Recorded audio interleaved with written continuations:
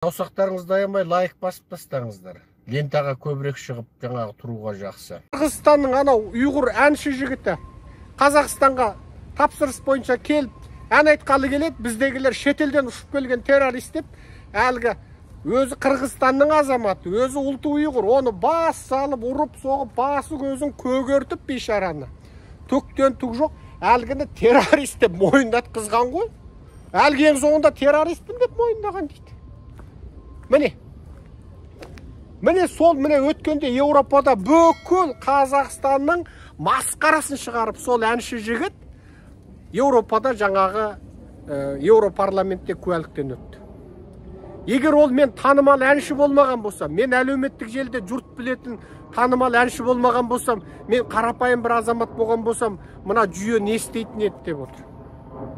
Мен ол азаматқа разымын.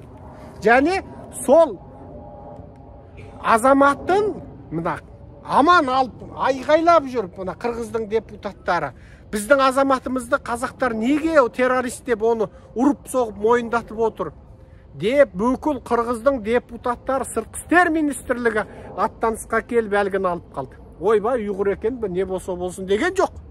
Міне мен қырғыздарға разы болатын себебім сол. Қырғыздарға разы болып, жақсы көріп кететін себебім сол. Намыс бар да, себебі қырғыздар ана 31-33-те, 36-37-те қазақтың бүкіл игі жақсы, ақ сүйегі, интеллигент, зиялысы, білімді, бай, бағланы, жаңағы анау ата-бабасынан келген билердің тұқымы қынадай қырып тастағанда қырғыздардікі қырылмай аман қалған. Сондықтан оларда бір тектілік, дегдарлық бар, бір жақсы қасиет бар. Ал біз қазақтар тобырланып кеткенбіз.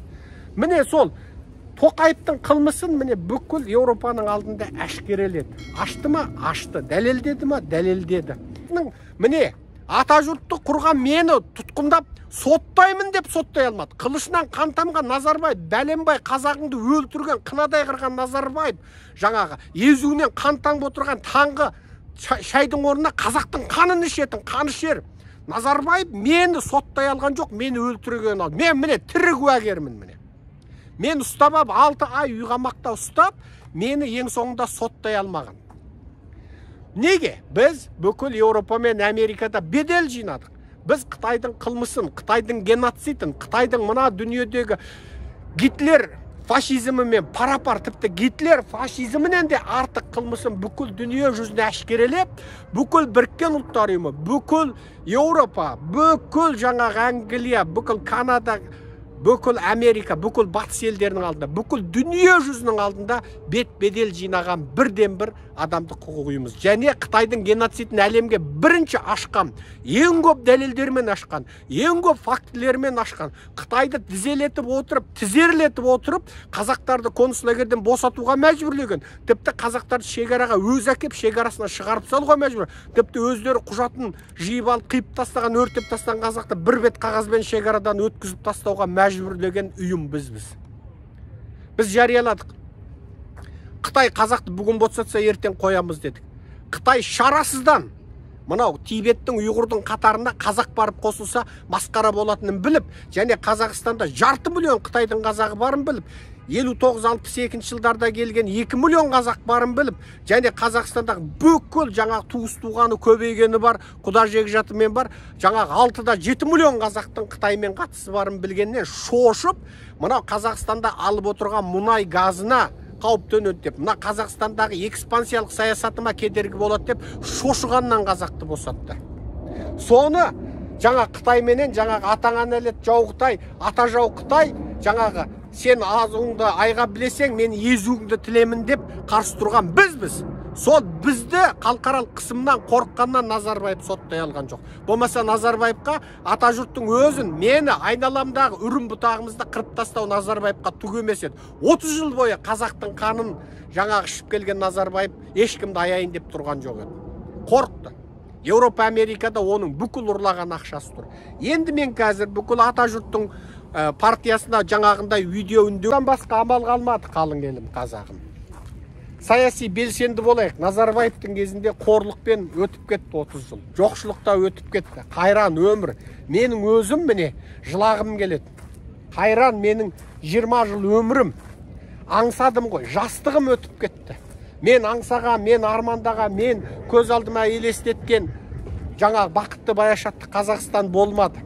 Біз осы аттап бассаң пара, аттап бассаң жаңа бюрократия, аттап бассаң шіріктескен парақорлық, жеңішінен жалғасқандық, әділетсіздік. Қайда барсаң жаңағы байдың баласы, қайда барсаң аузы қисық болса да байдың баласы сөйлеген.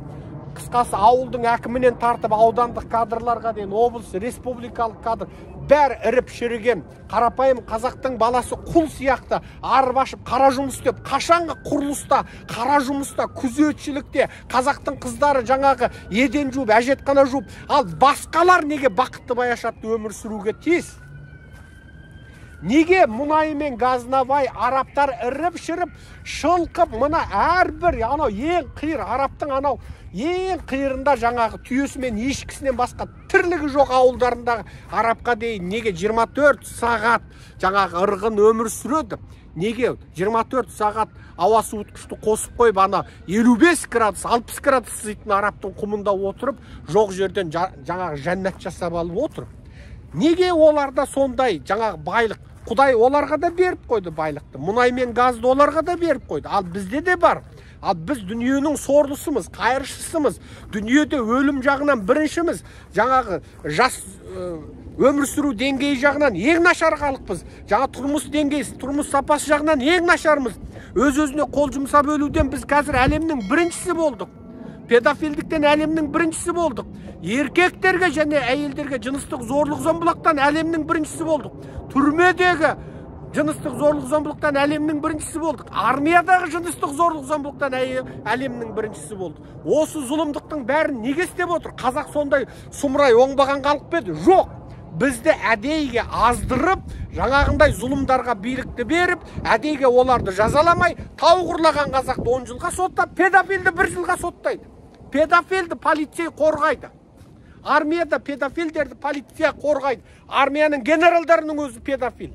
Түрмедегілерді әдейіге педофилдерді бастық қылып қойған. Сондықтан мына қазақтың жас бозбаладар армияға барып асылып өліп жататын себебі содан. Ал оның бар бұл сияқты сұмырайлардың барлығын неге сөйтіп отыр? Ең төбеде, ең жоғарда отырғандар Құдайдың қарғысы тигендер. Ең жоғарда отырғандар, олар нағыз арсыздар, нағыз шайтандар, нағыз іблістің баласы олар.